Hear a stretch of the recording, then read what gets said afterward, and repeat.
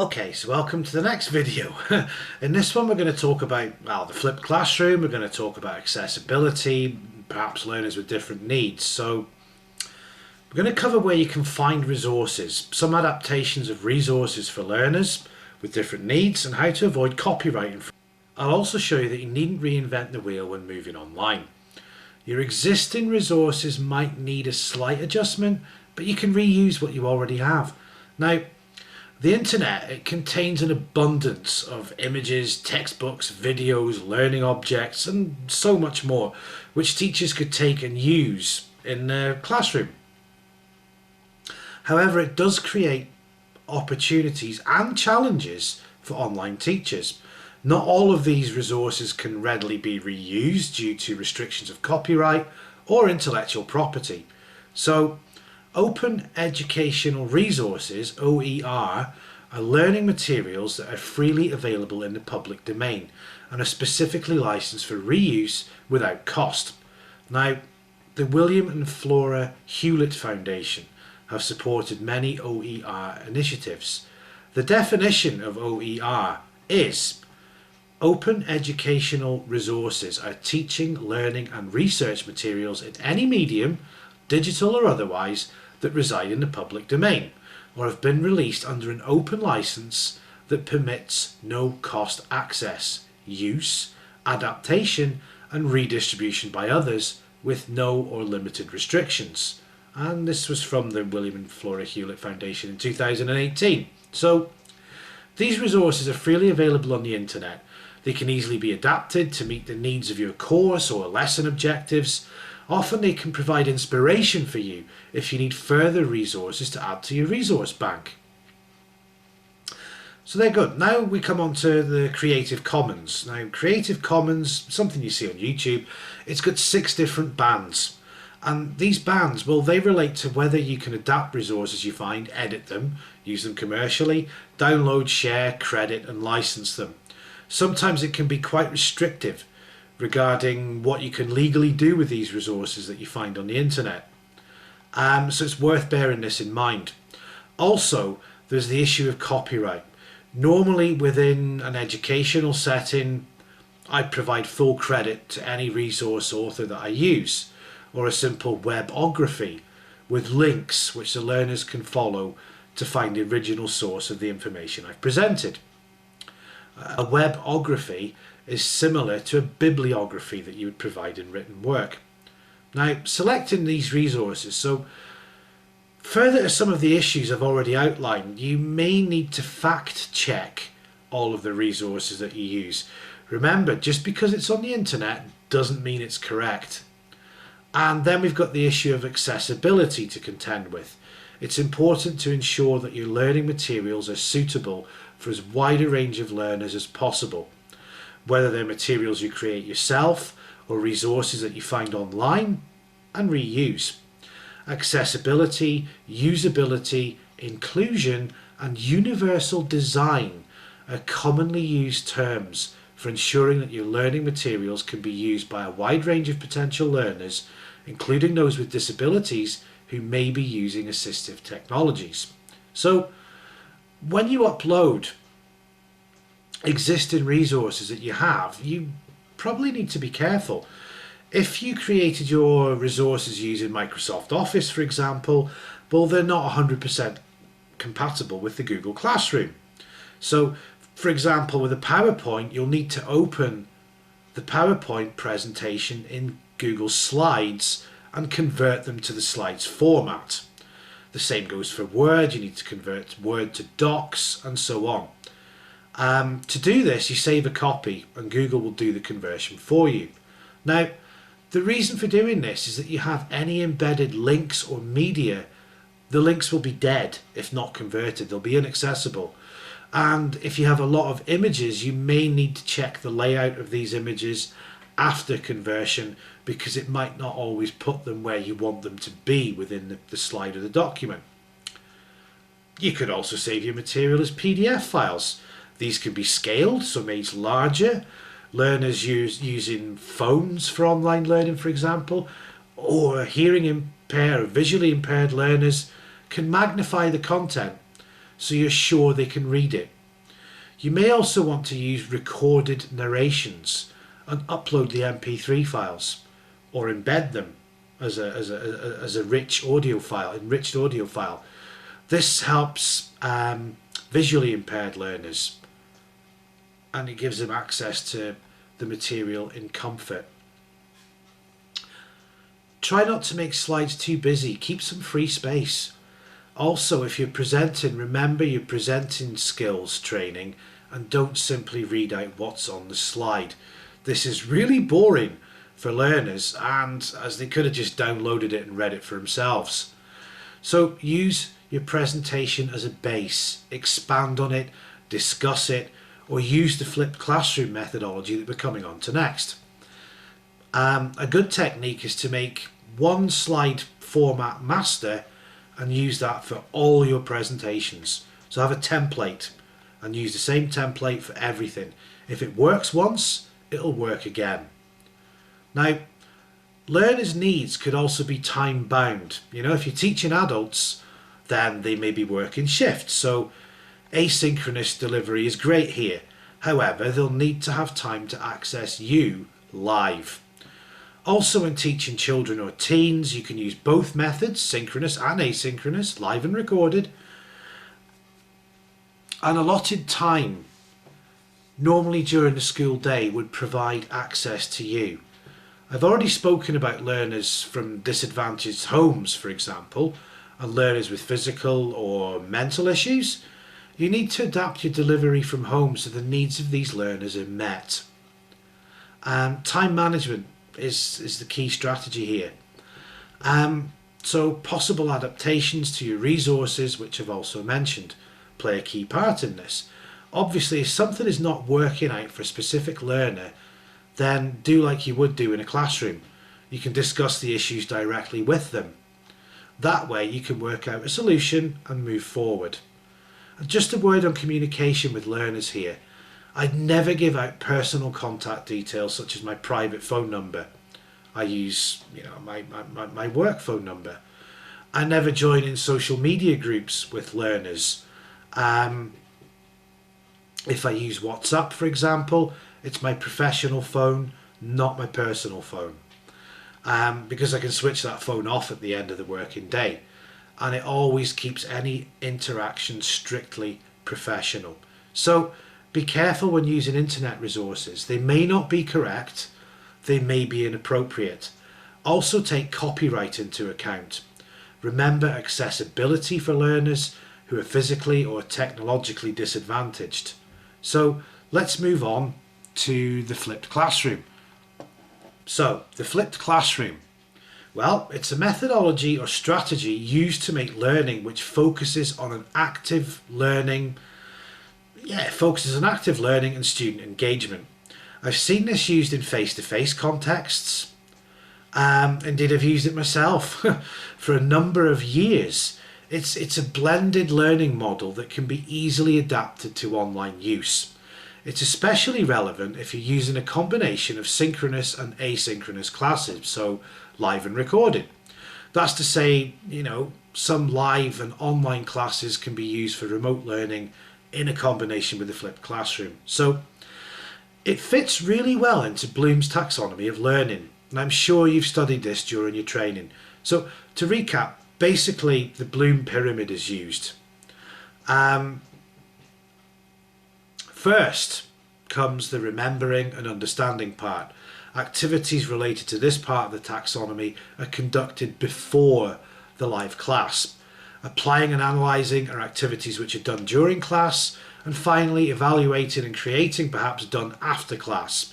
So that's well and good, but later I'll put a little bit more meat on these bones and show how to apply this concept in the flipped classroom.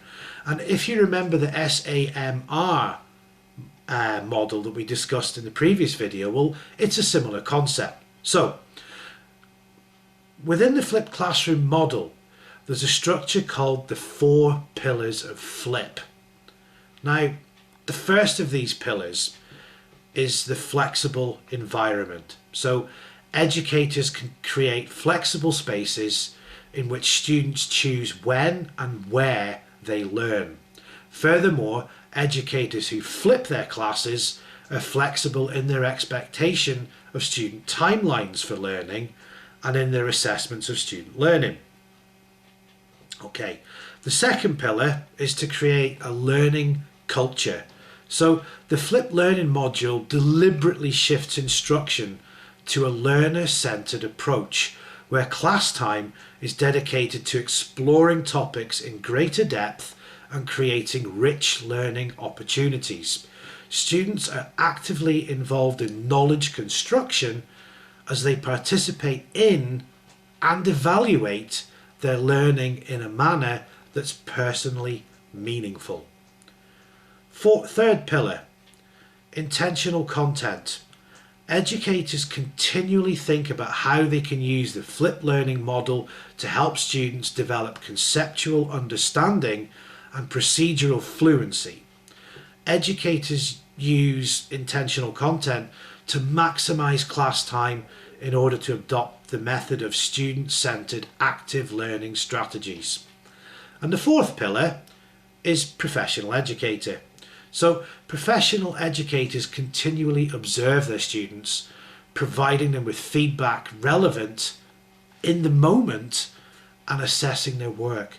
Professional educators are reflective in their practice, connect with each other to improve their instruction, adapt constructive criticism, and tolerate controlled chaos in the classroom. So these four pillars, they provide a framework or a roadmap to work with when flipping your classroom. Now, the flip isn't quick. It doesn't happen overnight. It requires buy-in or involvement from all stakeholders, from everybody involved in this process. However, it's a great way of engaging your learners and keeping them wanting more. Now, you notice that these videos, well, this isn't a flipped classroom because I can't do it because it's YouTube. And there's no live face-to-face element, and this is not an ongoing day-to-day, week-to-week course, so I really can't practice what I preach in this video. So what I want to go through now is really, well, how do you flip a class? So first of all, you need to plan. You need to plan what learning objectives or learning outcomes, what they are for the class.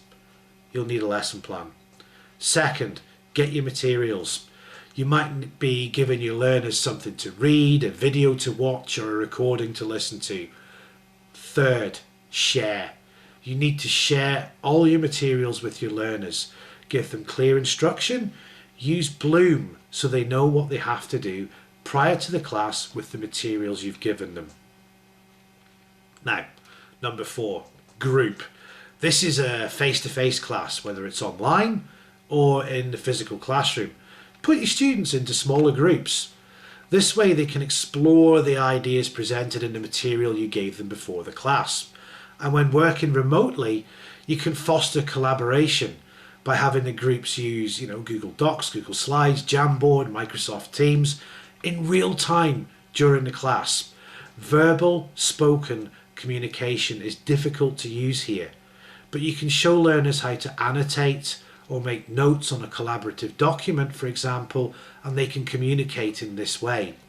You could even break the online meeting into a series of mini meetings in little groups.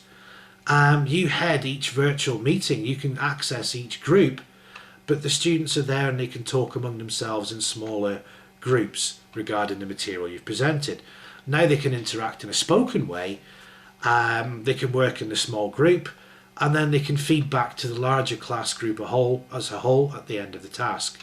So this is called regroup. So choose a representative from each of the groups, whether it's smaller spoken groups or a Google Doc or a Jamboard or whatever, but choose a representative to feed back to the main class group. This further shares the ideas they've discussed and gives a true sense of class community. Step 6, simply, is repeat. Now, that method is called the group-based flip. There are also a number of other ways that you can vary your teaching methodology here. We can look at the inverted classroom, which works the same. However, in the live lesson, You might do traditional schoolwork instead of collaborative work. This is sometimes used for grammar drills in language classes. You might want to implement a truly flipped classroom, which isn't blended in any way. No live classes. University lecturers, for example, can record their lecture, which is then uploaded to the learning management system. Learners can then be assessed using a Google Forms assessment, for example, or they can be encouraged to write a composition in a traditional manner, which is then submitted electronically. If you use demonstrations in class, then you can record one or use that as the basis for the flip. The video is watched prior to the class, and then the activities or discussion based on the video are undertaken during a live class. Now, you can also flip the teacher. Have learners prepare the material for the flipped class. They could individually or collaboratively prepare a video, a presentation, a blog, a document, a podcast. The list is endless. This can then be shared as the basis for the flip. I've used this methodology many times in my English classes, and it creates some really interesting discussions in the actual class when the students have sort of viewed the material that their peers have created. So by now you can sort of see how you can flip a class, and it's a whole world apart from just uploading a PowerPoint and having the learners work through that. Key to this is live class.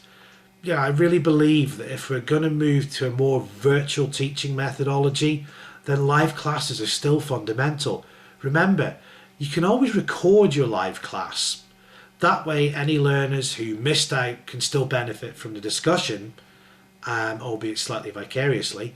But during the sort of flip, they can still debate, and they can still get that sort of sense of productivity from an effectively flipped class.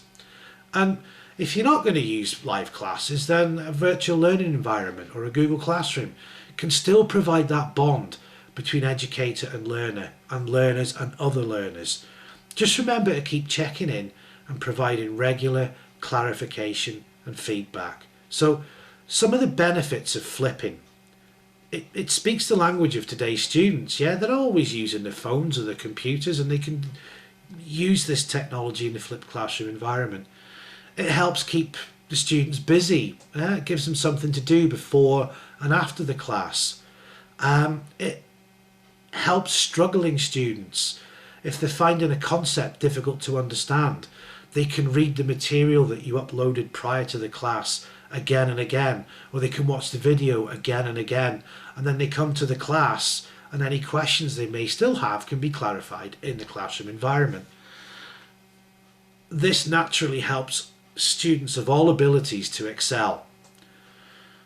It allows students to pause and rewind their teacher. It increases student-teacher interaction, and this allows teachers to get to know the students better even though it's a remote environment. It allows for real differentiation, and flipping by definition changes the classroom management that you need to use. It can also change the way we talk to parents. It can be used to educate parents. It makes your class more transparent. It's a great technique for absent teachers, and it can lead to more sort of mastery of subject material for the students. So how I do this. A typical flipped topic, it might span 2 classes. So for example, part 1 of the flip is a video or something to listen to or something to read. That's the initial flip. That's the material that I'll share way before the live class. In the live class, we'll discuss that material, add to it, explore other avenues within the topic, and then comes the creation part. I have the students individually or collaboratively create something which brings the original material into their life experience. So in the next live class, so it's a 2-class span, the students present their work, or they elect a representative if they've worked collaboratively, and they present their work to their classmates, and I advise them, and so do their classmates, on how it could be improved or developed or bettered. So that's a kind of introduction to flipping your classroom. Again, please leave any comments below or any suggestions, and I hope you found that video worthwhile. Thank you. Okay, so if you're recording a video, you can see I've got the video camera, it's quite stable, it's at eye level, I can look into it, but this table is not very stable. It's not a stable table. So if you've got a setup like this, try to maintain stability so you're not moving around on your student's screen. There's nothing worse than that. As you can see, I've got the webcam at the height of my eyes so I can look into it when I'm delivering a recorded lesson, or indeed during a live lesson. I'm not looking at the screen because then you'll see the top of my head and it doesn't show any sort of signs of engagement. Your natural tendency if you're delivering a live class will be to look at the screen because that's where you see the people you're interacting with. But bear in mind they're actually on the other side of your webcam, so it's often a good technique just to look down the webcam as well, rather than spending all your time looking at the screen, because eye contact can be quite fundamental in keeping people engaged. And the focal point of your eyes will move between obviously your webcam and your screen as you're delivering your class. Having said that, I'm not going to sit here and stare down the barrel of the webcam because that's rather weird and intimidating. It's the looking good, feeling comfortable, feeling relaxed, and everything set up well. Also, when the other person is talking, I'll look down the webcam because then they perceive that I'm sort of paying attention, I'm attentive, I'm listening to them, rather than looking at the screen where I'm not really focused on what they're doing. Also, as you've noticed in these videos, I'm not terrified, pinned to a wall. I'm actually using my hands quite a lot to emphasize some of the content that I'm going through. Maybe that's because I lived in Southern Europe for a number of years and people tend to speak with their hands, but I don't find it distracting. But if I'm sitting fidgeting with a pen or a mobile phone or something, then that really is distracting. The pens are away, the phone's on silent in another room. Okay, now for some conclusions. So I hope you've enjoyed this series of videos as much as I did putting them together and writing it. There were some sort of minor imperfections in it. You know, I said at the beginning, perfection can lead to paralysis. So if I didn't think it was right, I wouldn't go for it. There are some things I could make better, and I'm sure there's comments below telling me this as well. But the key thing is, generally, I think that I've written this, researched it, and presented it quite well.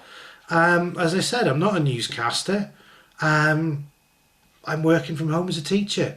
I'm trying to help you guys work it in the same way. So I hope that rather than just looking at some of the theories here, I've actually given you some ways that you can apply them in your own teaching.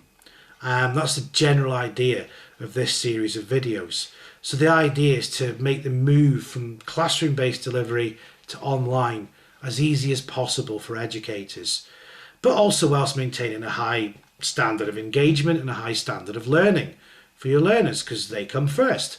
So we talked about a number of different things here, from different learning theories, from sort of traditional ones, to how we can apply more modern theories these days. Different models, the flipped classroom, how to set up an online learning area at home, how to be comfortable in delivering. I've alluded to some technological advances that will help make your delivery a lot easier online.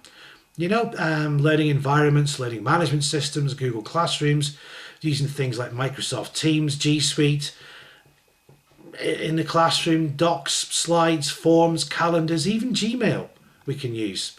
So I'm going to leave this series of videos here. As I said at the beginning, perfection is paralysis. Some of it hasn't been as I would liked it perhaps, but I want to get these videos out. So the main thing is, I hope you've enjoyed them. I hope you find them useful. Please leave any feedback below. Thank you.